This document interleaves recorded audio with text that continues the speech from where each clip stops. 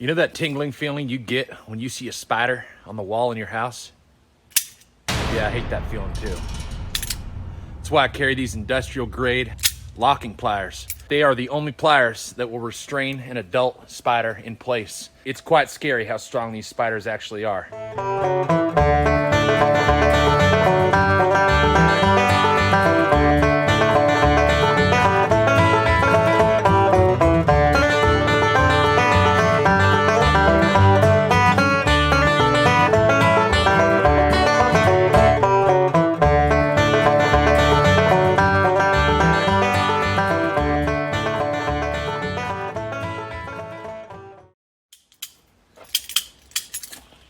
Oh, hi there.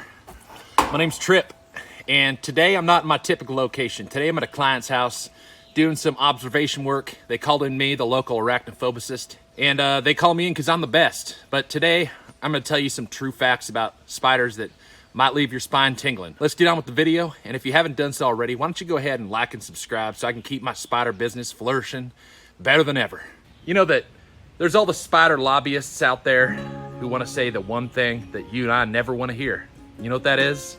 Spiders are good bugs and they eat the bad bugs. Okay, well, first of all, I'd rather have a couple flies living in my house than a couple spiders. That's aside the point. Whoever made up those statistics and facts that spiders eat bugs in your home, they're lying. Anyways, you know when you see a spider and you get that spine tingling sensation? It goes up your back, into your neck, and into your hair. Makes you feel jimbly and nimbly. That's usually because you've seen one spider, and it's let out a call to all the other spiders in the neighborhood or in the house, in the room, that are ready to be armed and go into battle. So that tingling sensation you feel is actually the first caravan of troops climbing up your back, just like this, and into your hair, where they form, you guessed it, their nest. Nest, you say? Yeah, nest, I say. The human head is the perfect environment for any type of spider, ranging anywhere from the Antarctic ice spider that lives just below the ice, down to the Peruvian jungle spider that likes to eat mice. That tingling sensation is also compounded by the fact that your body starts to tingle when the spiders let out a subsonic scream to the other spiders, indicating that you're afraid of them. And when they scream, you better run. Oh, yeah. Sorry, my legs were bit the other day by a couple brown recluses. And if you know anything about a brown recluse bite, you'll know that my legs are almost paralyzed at this point. But let's continue on. A lot of homeowners ask me, what about the babies, the young spiders? What do we do about those? They're too young to kill. No, they're not. They're never too young to kill. You know what the younglings are called? They're called spiderlings, just even more smaller versions of spiders. And these younglings have adapted to easily evade all human senses: touch, smell, hear, sight, sound. The thing about these youngling spiders that makes them so weird and so freaky is that once the parents have laid the nest in your hair, you know what time it is? That time is for the parents to go off and do whatever they want. And the younglings during that time, they have no mother or father around, so they get really scared and they get attached. They attach themselves to the roots of your hair right on your scalp. They just crave human interaction a lot. And can you really blame them? They're newborns, but not all newborns are born good. Some newborns are born pure evil. A lot of homeowners also like to ask me where the most common places to find spiders are and where I like to target. These same homeowners like to assume they know my job and they know my job better than me. So they say things like up in the floorboards, in the attic, in the heater vents, things like that, where most normal people would think spiders would be. And if you haven't thought of those locations yet, spiders are small. You think they can't get anywhere they want to be? Let's take this tire tube, for example. This tire tube here, full of air. The crack in there is about 1 nanometer thin. Spider, I guarantee the reason why this tube is still full is because it's just packed full of spiders. You see that there? Right here? Why do you think nature has earwax that builds up inside your ears? Think about it for 1 second. Ding, ding, dong, da, da, ding, ding. You know why you have earwax? Because spiders like to make candles. What they do is they burrow into your ears at nighttime while you're sleeping and they just start collecting. They'll start singing songs like the little dwarves in Snow White, like, whistle while we work, whistle. Meanwhile, they're just digging into your ear, cleaning out the wax for you, so that's great. But it's kind of creepy that they're just building little candles. Why do they build these little candles? Because there's so many spiderlings that are born that every year they go through thousands of candles for the birthdays. The next most common place that people don't realize spiders are in the cushions of your own vehicle. They just sitting there.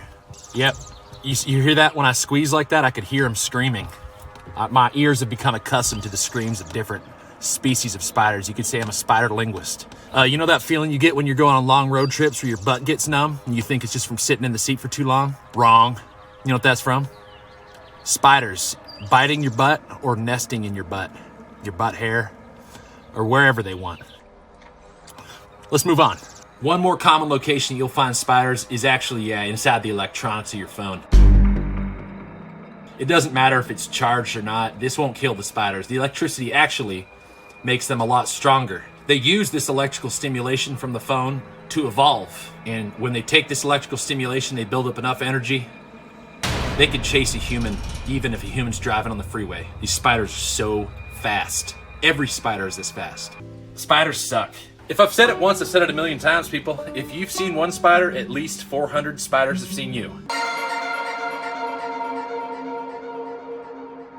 And that means they're studying your every movement. And to assume anything less is just pure neglect. To consider a spider as something that is inferior to the human? No. It's a predator. It's an apex predator. And they're higher in the food chain than humans too. They're gonna take over. And before you know it, we'll be the pets. Or I mean, not pets, but we'll be walking around on leashes. Spiders will be waving to each other across the street. Hey neighbor, how you doing? Meanwhile, we'll just be walking on all fours, just praying that the spider doesn't wrap us up in a cocoon later that night. Now in conclusion, aside from locking your doors and battening down the hatches, there are a few things that scientists do know that will help us. 1. Spiders can run and jump faster than the speed of sound. Scientists also know through case studies and the scientific method, various hypothesi have been proven that spiders can easily crawl through your pupil and into your brain and inhabit your brain for the rest of your life. And last but not least, if you're bitten by a spider once in your life, that spider bite may go down, but they forever have a tracking beacon on your location and they'll know exactly where you are at any given time, just like Santa. So, when you go to bed tonight, try not to think about this video too much.